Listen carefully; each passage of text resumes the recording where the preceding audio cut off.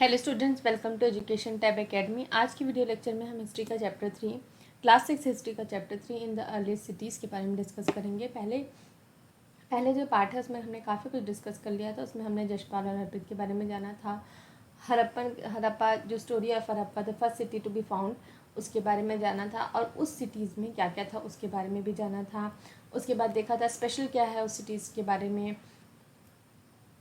आगे हमने देखा था कि वहाँ जो टाउन सिटीज़ हैं, हाउसेस, ड्रेन्स और स्ट्रीट वो कैसे थी। वहाँ जो पीपल जो लोग रहते थे वहाँ उनकी लाइफस्टाइल कैसे थी, life in the Harappan in the city. उसके बाद हमने देखा था कि वहाँ सील्स कैसे होते, वहाँ जो बच्चे हैं वो कौन से खिलौने से खेलते थे, कौन से क्राफ्ट्स वहाँ पे बनाए जाते थे, उसके बारे में भी हमने देखा था। उसके बाद हमने स्पीयर्ड मैन के बारे में देखा था। उसके बाद हमने एक मटेरियल के बारे में देखा था जिसका नाम है फियांस। उसके बाद हमने आगे हमको देखना है in search of raw materials. तो रॉ मटेरियल वो एक चीज़ होता है जिससे आगे एक प्रोडक्ट बनाया जाता है। जैसे कि अगर हमको आटा चाहिए तो आटा हम किससे बनाएंगे, गेहूँ से बनाएंगे। और अगर हमको कपड़ा बनाना है तो कपड़े के लिए हमको रॉ मटेरियल क्या चाहिए, कॉटन चाहिए। तो जो रॉ मटेरियल्स हैं, raw materials are the substance that are either found naturally such as wood और ओर्स ऑफ मेटल्स और प्रोड्यूस बाय फार्मर्स और हर्डर्स। तो रॉ मटेरियल जैसे कि मैंने बताया वो सब्सटेंस है जो कैसे या तो नेचुरली मिलता है, नेचुरली जैसे मिल रहा है वो क्या है, वुड आपका लकड़ी हो गया, लकड़ी से काफ़ी सारी चीज़ें बनाई जाती हैं। उसके बाद ओर्स ऑफ मेटल्स हो गया जिससे कि मेटल्स को फिनिश करके मेटल्स बनाए जाते थे, और या तो फिर फार्मर्स और हार्डर्स के द्वारा प्रोड्यूस किया जाता था। तो फार्मर्स के द्वारा जैसे कि कॉटन बताया गया है, दीज आर देन प्रोसेस्ड। इसको क्या किया जाता था, प्रोसेस किया जाता था। क्या बनाने के लिए, एक फाइनेस्ट गुड बनाने के लिए प्रोसेस किया जाता था। For example, cotton produce by farmers is a raw material that may be process to make cloth. जैसे कि मैंने बताया कॉटन जो है एक रॉ मटेरियल है जिससे जो प्रोसेस करके क्या बनाया जाता है, क्लोथ, कपड़ा बनाया जाता है।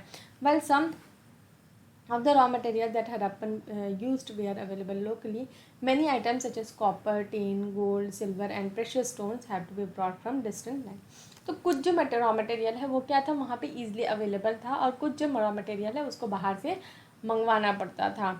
तो वो कौन से मटेरियल है, कॉपर हो गया, आपका टिन हो गया, गोल्ड हो गया, सोना हो गया, सिल्वर चांदी हो गया, और जो कुछ प्रेशियस स्टोन उसको बाहर से मंगवाया जाता। अब कहाँ से मंगवाया जाता था, क्या क्या मंगवाया जाता, तो वो हम आगे देखते हैं।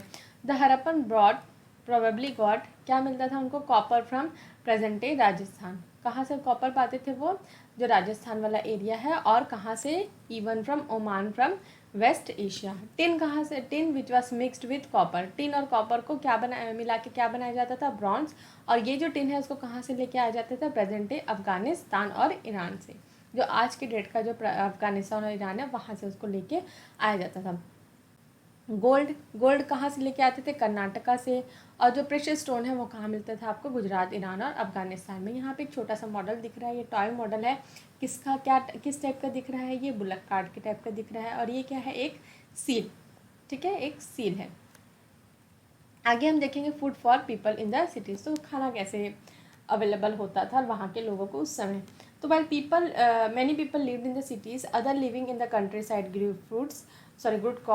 crops and reared animals. तो शहर में कुछ लोग रहते थे और कुछ लोग जो कंट्री साइड मतलब विलेजेस, गांव में रहते थे, जो क्या क्रॉप्स उगाते थे, खेती बाड़ी करते थे और जानवरों का पालन पोषण भी करते थे। तो दिस फार्मर्स एंड हर्डर्स, तो ये फार्मर्स और हर्डर्स हैं। जो फार्मर्स जो क्रॉप्स उगाते हैं और जो एनिमल को रियर करते हैं उनको क्या बोलते हैं, herders. Supply food to the craft person, किसको किसको फूड देते थे, जो सिटीज़ में रह रहे हैं। सिटीज़ में कौन कौन रह रहे हैं, क्राफ्ट पर्सन जो है, क्राफ्ट बनाने वाले, स्क्राइब्स जो लिखने का काम करते हैं, और जो रूलर्स है वहाँ सिटी में रह रहे हैं उनको वो फूड सप्लाई किया करते थे। We know from the remains of plants, जो वहाँ पे रिमेन्स जो सिटी है वहाँ पे जो रिमेन्स मिले हैं उससे पता चलता है कि जो हड़प्पन से वो क्या क्या उगाते थे। वीट, गेहूँ, बार्ले, बाजरा, पल्सेस जो दालें हैं, पीस, मटर, राइस, चावल, सिसमी, तिल, लिनसीड, फ्लैक्सीड, फ्लैक्सीड मीन्स अलसी, एंड मस्टर्ड मीन्स सरसों के दाने।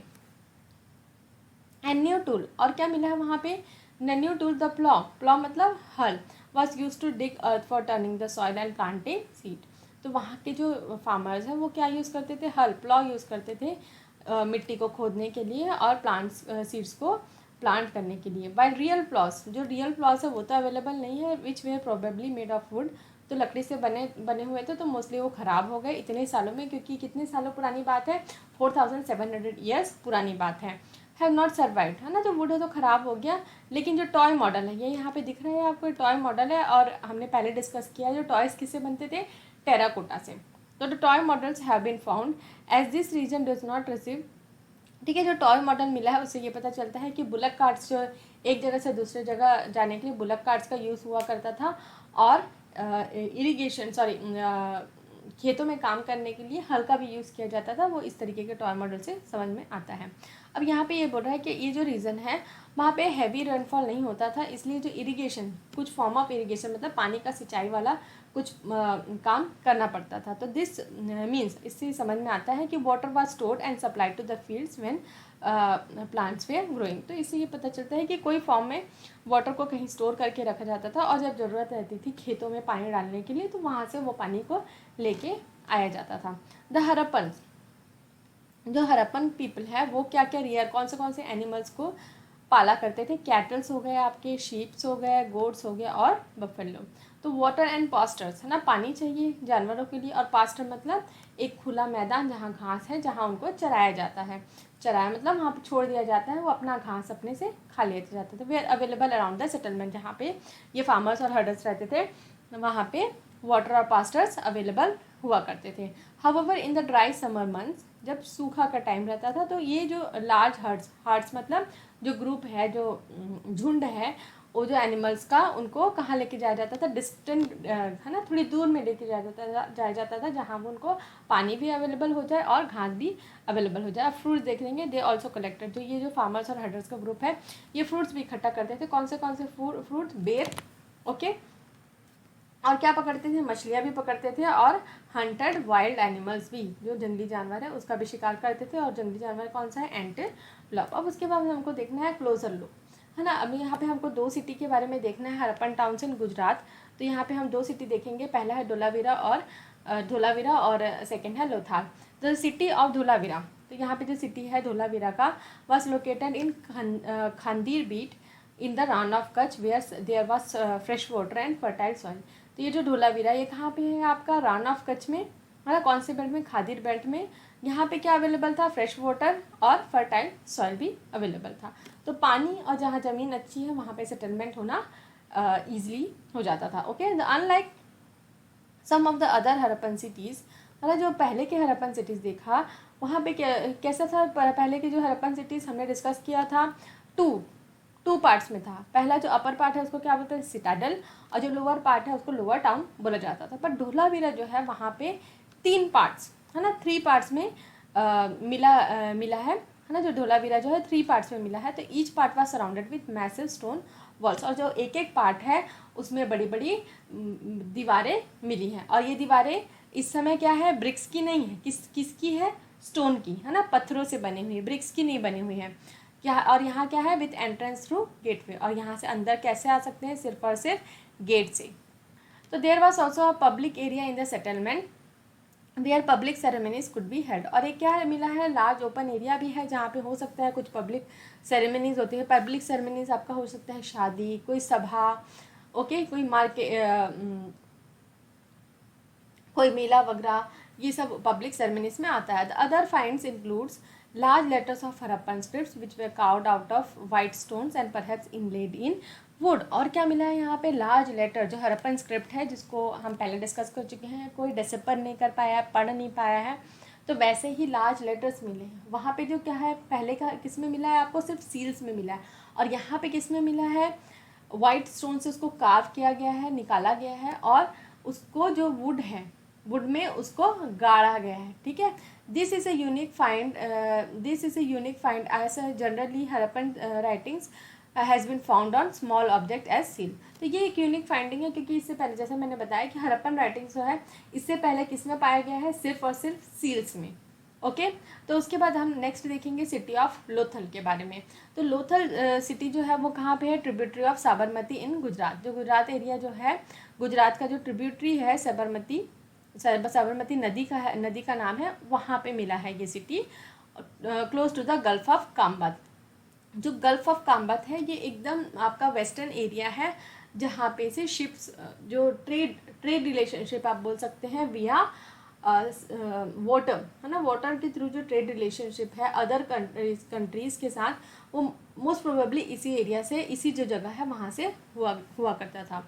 तो यहाँ पे देखेंगे डॉकयार्ड एट लोथाल, ठीक है। यहाँ पे जो ये जो दिख रहा है आपको, ये एक डॉकयार्ड है। डॉकयार्ड मतलब जैसे शिप्स यहाँ पे आती थी और यहाँ से ही जाती थी, रुकने का एरिया, उसको क्या बोलते हैं हम, डॉकयार्ड। जैसे कि बस के लिए आपका बस स्टेशन होता है, ट्रेन के लिए आपका रेलवे स्टेशन होता है, वैसे ही शिप के लिए क्या होता है, डॉकयार्ड। दिस ह्यूज टैंक, ये जो ह्यूज टैंक है, may have been a dockyard where boats and ship came in from the sea through the river channel, ठीक है। Goods were probably loaded and unloaded here. तो यहाँ पे से जो माल है उसको लाया जाता था और निकाला जाता था, ओके। तो यहाँ पे हम देखेंगे it was situated near the areas where raw material. तो ये जो लोथाल वाला एरिया है ये कहाँ पे, जहाँ पे रॉ मटेरियल अवेलेबल था। कौन सा raw material, semi precious stones were easily available. तो this was an important centre for making objects out of stone, shells and metals, and there was also a storehouse in the city, and many seals and sealings and the impression of the seals on the clay were found in this storehouse. तो यहाँ पे एक क्या मिला है आपको, ये जो एरिया है वो कहाँ पे सिचुएटेड है, यहाँ पे क्या अवेलेबल है, इजली स्टोन, शेल और मेटल। और यहाँ पे एक स्टोर हाउस भी मिला है जहाँ पे कई सारे सील्स और सीलिंग्स मतलब जो थप्पा है सील्स का, वो वहाँ पे अवेलेबल मिला है। आगे देखेंगे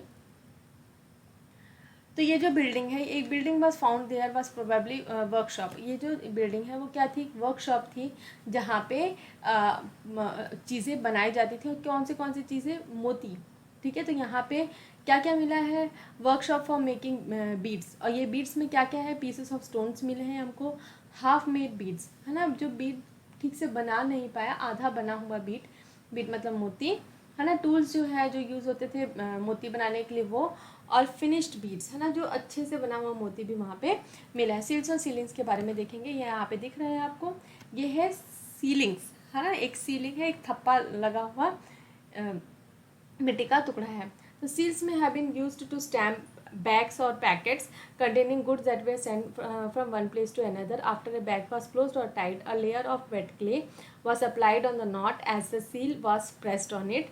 This impression of the seal is known as sealing. जैसे कि पहले भी लिखा हुआ था, पहले भी देखा, जो इम्प्रेशन है, जो सील को ऐसे थप्पा लगाया जा रहा है उसको क्या बोल रहे हैं हम लोग, सीलिंग। तो ये सील कब लगाया जा रहा है, जब एक बैग और एक पैकेट है जो जिसको हमको डिस्टेंस लाइन में भेजना है, तो पूरा पैक कर दिया गया है, जो क्लोजिंग है, जहाँ पे क्लोज किया गया है उस बैग को, वहाँ पे वो सील लगाया जा रहा है, ताकि जब वो आगे अगले जहाँ पे भेजा जा रहा है वहाँ पहुँचे, तब वो समझ में आए कि हाँ सीलिंग अच्छे से है, सील वैसे का वैसे दिख रहा है, मतलब बीच में किसी ने जो सामान है उससे छेड़छाड़ नहीं की है, जो गुड्स है वो सेफली वहाँ पे अराइव हो गया है। उसके बाद हमको देखना है मिस्ट्री ऑफ द एंड। तो अब ये जो सिटी है वो कहाँ चले गई, उसके बारे में हमको देखना है। तो around 3900 years ago we find the beginning of major change. अब ये जो 3900 ईयर्स एगो है, मतलब ये जो सेटलमेंट स्टार्ट हुआ है उसके अप्रॉक्स 1000 से 1500 ईयर्स के बाद people stop living in many of the cities. तो ये जो सिटीज़ हैं वहाँ पे लोग रहना बंद कर दिए। Writing seals and weights were no longer use. जो इतना सारा हमने देखा अब वो यूज़ में नहीं आ रहा है। रॉ मटेरियल जो है वो दूर से अब नहीं लाया जा रहा है। इन मोहनजोदारो वी फाइंड, मोहनजोदारो जहाँ पे है वहाँ पे हमको क्या दिख रहा है, जो स्ट्रीट में जो ड्रेन्स हैं, जो इतना क्लीन ड्रेन था वहाँ पे अब क्या मिल रहा है, गार्बेज मिल रहा है। तो ड्रेनेज सिस्टम अब टूटा हुआ है। तो और जो हाउसेस भी है वो क्या है, अच्छे से नहीं बने हुए हैं। जो पहले के जैसे हाउसेस थे, वेल प्लान सिटी में जो हाउसेस थे वैसे नहीं है। और क्या जो स्ट्रीट्स हैं उस एरिया में भी अब घर बना हुआ है। तो जो पहले का जो टाउन प्लांट करके हो रहा था, बनाया जा रहा था, अब वो वैसा नहीं है। तो अब ये सब हुआ क्यों, अब ये सब इसलिए क्यों हुआ है वो किसी को भी नहीं पता, कोई श्योर नहीं है कि ये किस लिए हुआ है। तो कुछ स्कॉलर जो कुछ बुद्धिमान जो इसके बारे में स्टडी करते हैं वो सजेस्ट क्या करते हैं कि जो नदियाँ हैं वो हो सकता है सूख गई और लोग क्या है दूर जगह पे जाकर सेटल होने लगे। अदर क्या सजेस्ट करते हैं, डिफॉरेस्टेशन। ठीक है, क्यों डिफॉरेस्टेशन, क्योंकि फ्यूल चाहिए। फ्यूल किसके लिए चाहिए, ब्रिक्स को बेक करने के लिए चाहिए, और कॉपर और जो है उसको स्मेल्ट पिघलाने के लिए चाहिए। तो हो सकता है जंगल इतने काटे गए कि वहाँ पे अब जंगल कुछ बंजर ज़मीन हो गई, उसके कारण लोग वहाँ पे रहना बंद कर दिए। उसके बाद बिसाइड ग्रेसिंग, है ना, अगर लगातार चराते जाने से जो ग्रीन कवर है वो हो सकता है कैटल्स ने डिस्ट्रॉय कर दिया। और क्या, और कुछ और ये भी मान्यता है कि फ्लड्स, है ना, बाढ़ आने के कारण भी जो वहाँ पे जो सेटलमेंट है वो पूरा का पूरा खराब हो गया। But none of this reasons can explain the end of all the cities. Flooding और river drying up would have an effect only in some areas. तो अब ये सारे रीजंस एकदम एक्यूरेट जमते नहीं है कि नहीं थोड़ा फ्लड आ गया तो फ्लड पूरे एरिया में तो नहीं आ सकता। यहाँ पे तो हम पूरा गुजरात का कुछ पार्ट है, पाकिस्तान का जो कुछ पार्ट है, बहुत बड़े एरिया में ये सिटीज़ मिले हैं। तो इसका कुछ पर्टिकुलर फाइंडिंग नहीं हुआ है कि ये क्यों कैसे डिस्ट्रॉय हो गया। अब हम यहाँ पे देखेंगे, हमने जो कीवर्ड्स पढ़े, सिटी के बारे में देखा, हरप्पन सिटी के बारे में, सिटाडल जो अपर टाउन है, रूलर्स जो वहाँ रूल करते हैं, स्क्राइब जो लिखने वाले लोग हैं, क्राफ्ट्स पर्सन के बारे में देखा जो चीज़ें बनाते हैं, मेटल्स जो है कॉपर, आयरन, गोल्ड, सिल्वर जो यूज़ होते हैं उसके बारे में देखा, सील्स के बारे में देखा, सील्स किससे बने हुए होते थे, स्टोन से बने हुए रहते थे, स्पेशलिस्ट पर्सन जो किसी काम में माहिर है उनके बारे में देखा, रॉ मटेरियल्स के बारे में देखा, हमने प्लॉहल के बारे में देखा, इरिगेशन फैसिलिटीज़ के बारे में देखा। तो ये चैप्टर यहाँ पे ख़त्म होता है। आगे का जो चैप्टर है, सॉरी थोड़ा सा और बच गया है, ओके। तो it appears as if the rulers lost control. अब यहाँ पे ये भी समझ में आ रहा है कि जो रूलर्स थे वहाँ पे अब उनका कंट्रोल नहीं रहा उस एरिया में। तो वो जैसे प्लान करके चलते थे सिटीज़, अब वैसे सिटीज़ प्लान होके नहीं बन रही हैं। तो ये जो इफ़ेक्ट है इसके कारण जो क्या हो गया, जो पीपल हैं, है ना, वहाँ से हट के नए जगह सेटलमेंट में सेटल होने लगे। मोस्टली जो ईस्ट वाला एरिया है और साउथ वाला एरिया है वहाँ पे जाके सेटल होने लगे। तो new cities emerge about 1400 years later. जो नई नई सिटीज़ बनने लगी, कहाँ का, 1400 ईयर्स के बाद। ये जो सिटीज़ जब डिस्ट्रॉय हुई है उसके बाद 1400 ईयर्स लग गए नए सिटीज़ को बनने के लिए। अब ऐसा ही एक सिमिलर सेटलमेंट आपको इजिप्ट में भी दिखेगा। इजिप्ट सबको पता है, इजिप्ट में क्या मिलता है, दिखता है, पिरामिड्स। पिरामिड्स के अंदर क्या होते हैं, ममीज़, ठीक है। तो यहाँ पे देखेंगे find Egypt in your Atlas. Atlas में आप अपना इजिप्ट देखेंगे। इजिप्ट आपको कहाँ मिलेगा, साउथ अफ्रीका में, ओके। तो ये पूरा डेसर्ट वाला एरिया, सहारा डेसर्ट का एरिया। तो most of the Egypt is dry dessert except for the lands along the river Nile. तो जो रिवर नाइल का जो एरिया है उसको छोड़ के बाकी पूरा जो डेसर्ट है वो क्या है, एकदम सूखा। तो अराउंड 5000 ईयर्स अगो, तो ये जो सेटलमेंट है उसी के आगे पीछे। तो 5000 years ago king ruled over Egypt. तो यहाँ पे किंग्स का राज हुआ करता था। This king send armies to distant land to get gold, सोना, सिल्वर, चांदी, आइवरी जो हाथी के दांत होते हैं, टिम्बर लकड़ी के बड़े बड़े गट्ठे, लकड़ी का बड़ा बड़ा टुकड़ा, प्रेशियस स्टोन्स, ठीक है। तो यहाँ पे जो किंग्स हैं वो दूसरे अपने जो सैनिक हैं, सॉरी अपने जो लोग हैं उनको कई दूसरे का भेजा करते थे। They also build huge tombs known as pyramids. जैसे कि ये जो टॉम दिख रहा है यहाँ पे क्या करते थे, दफनाया जाता था। तो व्हेन दे डाइड, तो जो रूलर्स है, जो किंग है, वो जो खत्म हो जाते थे, their bodies were preserved and buried in pyramid and this were carefully preserved bodies known as mummies. तो ये जो है इनको अच्छे से इसमें कुछ केमिकल लगा के, कुछ मटेरियल लगा के इनको केयरफुली प्रिजर्व करके रख। प्रिजर्व करना मतलब अब उनकी बॉडी गल नहीं रही, हड्डी नहीं दिखेगा। अगर आपने न्यूज़ वगैरह में देखा होगा, इंटरनेट में देखा होगा, तो बॉडी वैसी की वैसी दिखती है, एकदम जिंदा नहीं दिखती। बट हाँ, उनका जो स्किन है वो इंटैक्ट रहता है। इवन अंदर के ऑर्गन्स है ना वो भी इंटैक्ट रहते हैं। Skin, hair, teeth, they are all intact form. तो a large number of objects were also buried with them. तो ये जो ममीज़ हैं उनके साथ बहुत सारे आइटम्स को भी दफनाया जाता था। जो किंग्स के यूज़ का है वो उस समय ये सोच के चलते थे कि हाँ आगे आने वाले जन्म में भी उनको ये सारी चीज़ें यूज़ में आएगी। तो क्या क्या था इसमें, फूड और ड्रिंक जो पीते थे खाते थे उसको भी, उनके कपड़े, ऑर्नामेंट्स, उनके गहने, उनके बर्तन, यूटेंसिल्स, म्यूज़िकल इंस्ट्रूमेंट, अगर कुछ म्यूज़िक में इंटरेस्ट है तो म्यूज़िकल इंस्ट्रूमेंट्स भी, उनके जो वेपन्स हैं, जो औजार हैं, उनके जो लड़ाई करने वाले जो वेपन्स हैं वो, एनिमल्स जो उनके प्रिय एनिमल्स हैं उनको भी उसके साथ में दफना दिया। और sometimes even serving man and women were buried with the rulers. और जो उनके जो दास और दासी लोग थे उनको भी उनके साथ दफना दिया जाता था। This are among the most elaborate burial known in the world history. तो ये जो बरियल प्रोसेस है, ये जो दफनाने का प्रोसेस है, ये बहुत ही बड़ा प्रोसेस है पूरे वर्ल्ड हिस्ट्री में। तो यहाँ पे ये चैप्टर ख़त्म होता है। आगे हम ऋग्वेदा के बारे में देखेंगे नेक्स्ट चैप्टर में, और हमको इसके क्वेश्चन आंसर्स भी डिस्कस करने हैं। ओके, तो आई होप कि आपको ये लेक्चर अच्छे से समझ में आया होगा। अगर समझ में आ रहा है तो आप मेरे चैनल को सब्सक्राइब कर लेंगे, बेल नोटिफिकेशन को ऑन कर लेंगे, मेरे वीडियोस को लाइक कर लेंगे, और आगे भी मेरे वीडियोस को वॉच करते रहेंगे। Thank you for watching my video.